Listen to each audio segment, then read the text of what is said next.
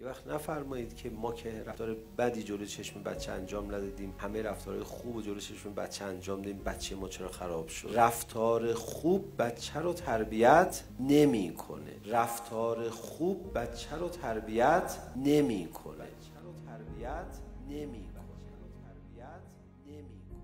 چی بچه رو تربیت میکنه؟ مبارزه با هوای نفس. یعنی ببینه بچه شما یه چیزی رو دوست داشتید، چشم پوشی کردی، صبر کردی، خودداری کردی، تحمل کردی، لبخند زدی. هرچه بیشتر این رو در شما ببینه، بچه شما بهتر خواهد شد. ببینید بچه ها در مورد نماز خوندن شما میدونید چی قضاوت میکنن؟ میگه مامانم دوست داره نماز میخونه، دوست داره میره هیئت، دوست داره قرآن میخونه، مامانم دوست داره حجاب داره. بعد به خودش مراجعه میکنه، به خودش میگه که تو چی دوست داری؟ تو هم برو دنبال دوست داشتنیات.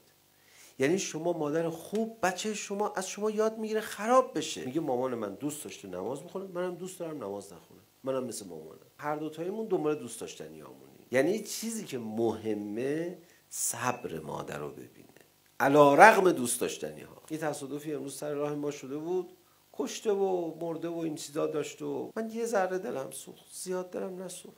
مثلا نمیدونم کی بودن کی نبودن، یه ذره ناراحت شدم. بعد به من بگن که حاج آقا تو چه صبری داری، چه صبری داری. اصلا این تصادف مثلا کشته مرده داد و دست و پا شکسته داد، شما اصلا طوریت نشد. این صبر به درد نمیخوره ها. اصلا به من ربطی نداشته، نه بچه من بوده، نه بابای من بوده، نه داداش من بوده، به من ربطی نداشته. مثلا نمیشناسم کی هستش که قصه بخورم که بعد بخوام صبر بکنم. از این صبر من کسی درس نمیگیره آدم بشه چون صبر در مقابل دوست داشتنی نیست. نه، صبریه که ارزش نداره. شما رفتارهای خوبتون باید ارزش داشته باشه تا رو بچه اثر بگذاره. ارزش بخواد داشته باشه باید در مخالفت با دوست داشتنی هاتون باشه. بچه میدونه شما اینو دوست دارید، ازتون گرفتن، گفتی عیبی نداره. اینو دوست ندارید، این اذیتتون میکنه، این آدم آوردن گذاشتن کنار شما، گفتی عیبی نداره، عیبی نداره. بچه دفعه درس میگیره. شما مثلا عصبانی میشید از دست آقاتون، تا عصبانی شدید هر چیزی میخواد بگو، تیکه بنداز، نیش بزن، داد بزن، اخم کن. خب نتیجهشو در دراز مدت میبینی. یه بچه‌ای پیدا میکنی که پای مکتب شما بزرگ شده، اون هم هر کاری دلش بخواد میکنه. بعد هی میخوای بچه آخه به این منطق نکن این کارو. یه به کدوم منطق؟ شما خودت هر موقع ناراحت میشی ابراز میکنی، هر موقع خوشحال میشی ابراز میکنی. الان بچه‌ها رو میخواید از امور گناهی که تو موبایلاشون دستشون هست فاصله بدید. میتونید بگید که مبارزه با هوای نفس بکن، نرو تو این شبکه‌های اجتماعی مضر. میگه من دوست دارم. بچه‌ای که از مادرش ندیده مبارزه با هوای نفس، اونم مبارزه با هوای نفس نمیکنه. حالا مادرش مبارزه با هوای نفس نکرده ولی آدم بدی نیست، آدم خوبیه. وقتی که شما صبر تو، مبارزه با هوای نفس تو نشون دادی به بچه‌هات در دراز مدت بچه‌های خوبی میشن.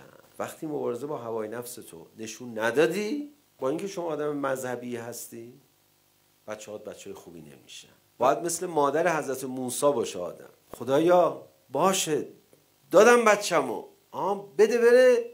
قلبش رفت با بچه. خدا پیغمبر بهش برگردون. مثلا اگه به خدا اطمینان نمی‌کرد هیچ، همون بچه هم نداشت. باید آدم دوست داشتنی‌های خودشو بذاره توی سبد، بذاره تو آب دریا.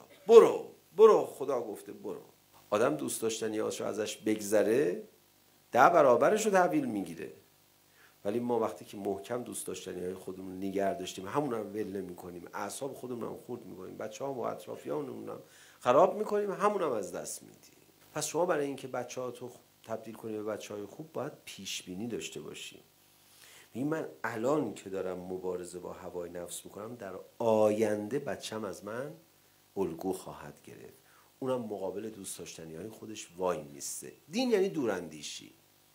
یه دفعه نمیشه بچه علاقه‌مند شده این گناهو انجام بده، بچه بذار زمین دست به گناه نزن. میگه ببین نمیتونم مامان، من نمیتونم دست از دوست داشتنیام بردارم. یه عمری تو خودت جلو چشم من همینجوری زندگی کردی. بچه از پدر و مادر رفتار خوب ببینه درست نمیشه ها رفتارش.